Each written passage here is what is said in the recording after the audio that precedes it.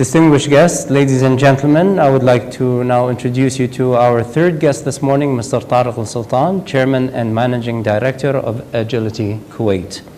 Agility is one of the world's leading providers of integrated logistics. It is a publicly traded company with close to $6 billion in annual revenue. It is empowered by 22,000 employees in over 550 offices in 100 countries. Mr. Sultan spearheaded Agility's expansion from a local Kuwaiti player to the largest logistics company in the Middle East to a truly global company over the past decade. Today, Agility's commercial business, Global Integrated Logistics, GIL, is headquartered in Switzerland and provides supply chain solutions to meet complex and traditional customer needs. Agility's unique collection of portfolio businesses includes Agility Defense and Government Services, a logistics provider to governments, ministries of defense, and international organizations. Agility's infrastructure group of companies manages commercial and industrial real estate and offers solutions in customs optimization and clearance, waste management and recycling, aviation services, remote infrastructure, and life support. Currently, Mr. Sultan serves on the board of directors of the National Real Estate Company, Burgan Bank, and the Sultan Center in the Middle East. He is an advisor to the Singapore Economic Development Board and sits on Wharton's International Advisory Council. Mr. Sultan also sits on the regional board of Junior Achievement in Jazz, which provides youth in the Middle East with practical opportunities to learn entrepreneurial skills. Mr. Sultan holds a master's degree in business administration, specializing in finance and strategic planning from the Wharton School of the University of Pennsylvania, and a Bachelor of Arts degree in economics from Williams College in Williamstown, Massachusetts. Mr. Sultan is married with 3 children. He enjoys playing tennis and golf, although we haven't been seeing him at the golf course lately. Ladies and gentlemen, Mr. Tarek Sultan, CEO and Managing Director of Agility Kuwait. Thank you, Mazen, and thank you, KPC, for organizing this fantastic gathering of leaders in the oil sector. It's a tremendous honor, really, to have the opportunity to address you today. I want to really cover 4 topics in brief. Just give you a little bit of personal background, some of the formative events in my life that I think that were important to who I am today, and then discuss some leadership lessons and some business cases around those leadership lessons that hopefully you can take some value from. First of all, I was born in Kuwait. And as soon as I was born, I was put in a shelf. It was in a drawer, which my mother protested. It must have been a fairly long drawer, but I've since met the doctor, who's now quite old. So it tells you how old I'm also becoming. I moved to the University of Michigan when I was 3 months old. I moved there not because I was a child prodigy, but because my parents were both going to university at the time. So I spent the first 7 years really of my life living in Michigan. And I moved back to Kuwait from 1st to 10th grade. It was interesting times in the 70s. I felt that it was sort of free time where I think it was easy for one to be somewhat lost from all the freedom that we had. So I decided myself that I wanted to go to boarding school. I went to boarding school, which was very helpful for me because they had a lot of rules, and I needed rules. I felt that after spending such nice times here in Kuwait, I then went on to study economics. Received a BA in economics, which for all you engineers here, you know that means barely anything, which you always like to remind me. I worked 2 years in Kuwait, went back to get my MBA, worked in the US for a while in the investment bank, And then came back and joined a family business, which I didn't like. Then I borrowed some money from KPC. It's actually, I borrowed it from my wife. She used to work for KPC. And we started a business. And I think after 4 or 5 years of banking, I really figured out that it's not something that I wanted to do. I always had the feeling that there was a lot going on. When you're in banking, you see a lot of transactions, you see a lot of opportunities, but you get the feeling that you can't really participate in those opportunities. So you're always enjoying them from a distance. So I felt that I wanted to be more involved in a business that was operational in nature, and I joined Agility in 1997. So that's sort of the rough background, and just to discuss some of I think the early formative events that I always sort of go back to. First was having a childhood in old Kuwait, and I feel very fortunate to have spent time growing up in this country at that time, when things were very different than they are today. I think as we talk in some of the later sessions about heritage, what is the heritage that comes from that? Well, there's a certain toughness that came from growing up in those days, and I think that's something that stayed with me my years. It's also somewhat nice spending your days fishing and catching birds, and so you learned also how to be creative. And do you know how you actually catch birds? Well, you first have to catch a cockroach. And how do you catch a cockroach? You have to learn to take a bottle and put a date in the bottle and lower it into the sewer. That's how we spent our times growing up as kids. And so that's, I think, a pretty creative solution way to catching birds. Anyway, I also had the lucky opportunity of spending my summers with my grandfather. My grandfather was a U.S. Marine. So his idea of our summer vacation was free labor. So when we would arrive for vacation, we were up in the morning, 6 or 7, we were working on a farm, and when we went back to school, that was our real vacation. That was not, okay. Early struggles in school, I really didn't spend a lot of time studying early on in my academic career, and somehow that early taste of not doing as well as I should have gave me an early taste of what it felt like to fail. And I really didn't like it. And I think that's important to learn at an early age. Again, sports.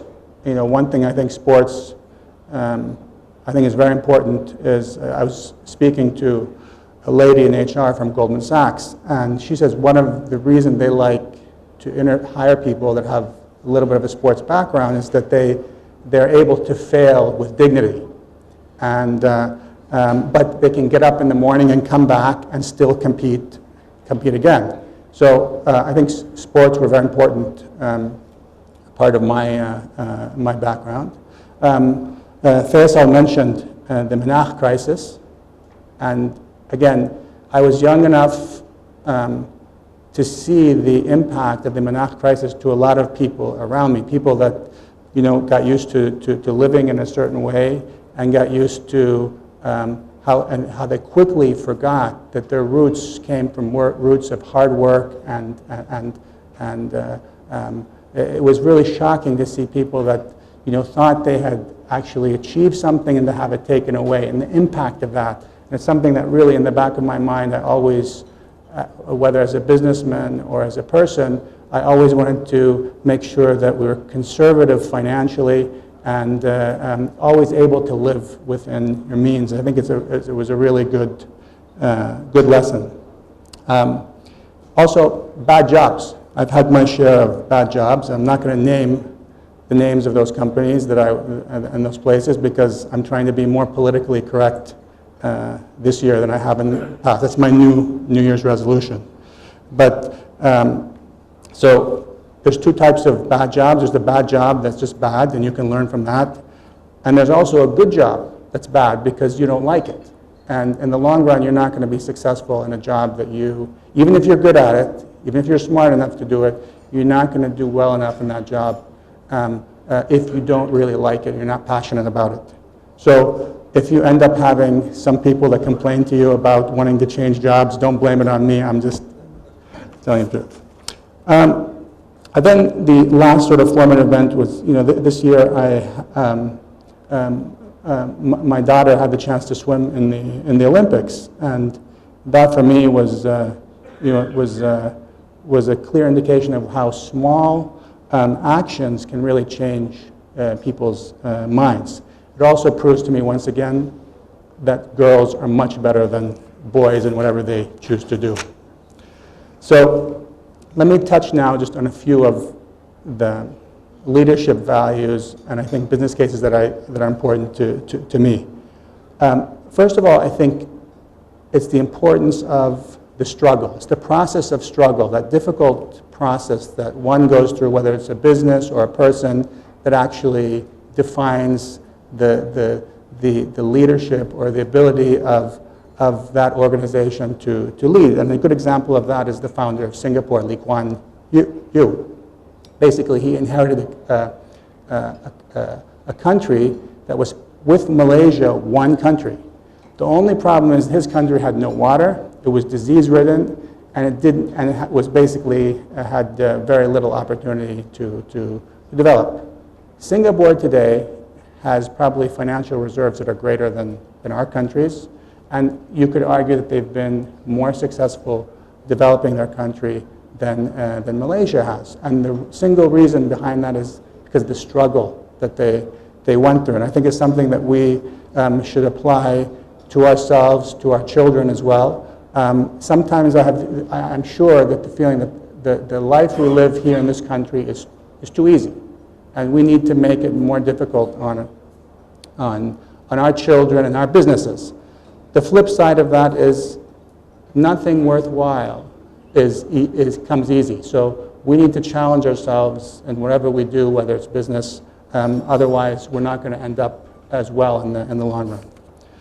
Two, I think the ability to dream and to set ridiculous goals is something that's really important. And it's not important if you actually achieve those goals or not, but that you can actually motivate and sort of go in the direction of achieving a goal that you consider almost ridiculous to achieve. And we had a plan. It was called 8x8, and part of the 8x8 was that we were going to achieve $8 billion in revenues by 2008. And we came fairly close. I think we got close, $7 or $7.5 billion at the time. But from a company that was started with $30 million of revenue and 200 or 300 employees to basically have that drive, I think was a large part due to having a vision like that made really challenged everybody to organize. Three, it's amazing how lucky you get when you work hard. And it's funny, Faisal and I were talking about agility as a company. We actually, I think, we participate in buying it together, and then I don't know what happened, but we sold then shares to him, and then we offered another fills, and they sold the whole thing back to us. So it shows you that a lot of events that take place, you don't really, in hindsight, you don't really control them. But when you're out there working hard, you can you tend to get lucky. Fourthly, the value of having a core business. I remember I was in business school, and I was taking an entrepreneurial management class, and I was listening to the professor talk about this great idea, the next great idea, and I asked myself, I want to be like that. I want to find out, I want to be an entrepreneur. But then I realized 8 or 9 weeks into the class that the way these individuals were coming up with these fantastic opportunities was from their own experiences and from their own core businesses. So they had a core business, they saw a problem, and through that problem they were able to come up with an innovative way to solve a problem that created value. That's something that you cannot replicate unless you put yourself in the setting of a core business. And I think if you look around in our country, there's a lot of companies that don't have a core business. Especially in the financial sector, not all of them, but certainly some, they don't really have a core business. So they tend to have difficulties over time. This concept of personal ownership. We've all heard the story about the FedEx delivery van that put the envelope in the wrong box, but he didn't have the key to open the box. But he had it so ingrained in his work ethic that this on-time delivery that he eventually unhinged the box and delivered the box to the customer. Now he got a little bit in trouble back at work, but it shows you how committed this individual was to actually meeting the objectives of the company. And we, as Agility, we don't do small packages. We have larger packages, and we have a similar story. When we opened the ground handling operations in the airport, we had one of those large trucks that are used to pull airplanes, and you've all seen them. They're 2 or 3 rows wide, or rows on a street. So when the truck to deliver this cart arrived late, our employee had a great idea, and he thought he would drive that truck from the port in Shueikh all the way to the airport at the main airport. Well, guess what happened? It ran out of gas halfway there and blocked the traffic. Anyway, he refueled it, got the truck to the airport, and everything was okay. But that doesn't come without having personal ownership. Sometimes failure is necessary. I think this is, before we worked with Faisal in a previous life on Burgan, we had a failure. We tried to approach the government. The government said, here, you can go and you can privatize this bank. But we failed. We couldn't do it. But from that experience, we learned, and it's often those failures that create an opportunity for you to learn and to develop. Another example is we spent a lot of money during the early days of the dot-com boom investing in technology around the supply chain. And our idea was that every company, every individual was going to be able to have their own website with their own fulfillment and their own payment gateway. Well, that was a total financial flop. And we ended up having 2 or 3 customers. But because we had made those investments, when the US military was looking for a platform from which to execute their logistics, we had more advanced systems than they did. Why? Because of a failure. So oftentimes, out of a failure, an opportunity comes that's unanticipated. 3 more and I'm done. The supply chain is about anticipation. When the CIA went back and looked at the Arab-Israeli war in 1973, and they said, listen, how could we have predicted this? The only predictor that they had, in hindsight, was that the government of Syria was stockpiling rice, which tells you something, that if you pay attention to what's happening in the supply chain, you can really have a good idea as to what's going to happen in the future. And the last 2, I think it's very important to have interests of work, interests outside of work that you're passionate about. And I kind of like golf. I'm not as good as this guy over here, but it's important to have something. And there's a reason for that. If you spend all your time working, ultimately you're going to burn out. And unless you are able to have somewhere else to direct some energies to, I think you're not going to do well in the long run. Thank you.